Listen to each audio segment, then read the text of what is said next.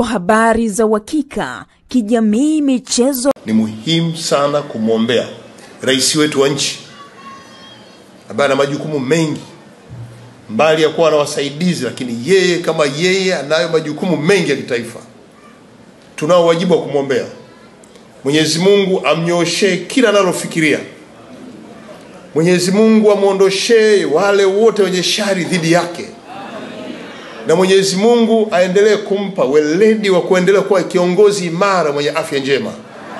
Na Mwenyezi Mungu ampe mafanikio katika kila jambo lake.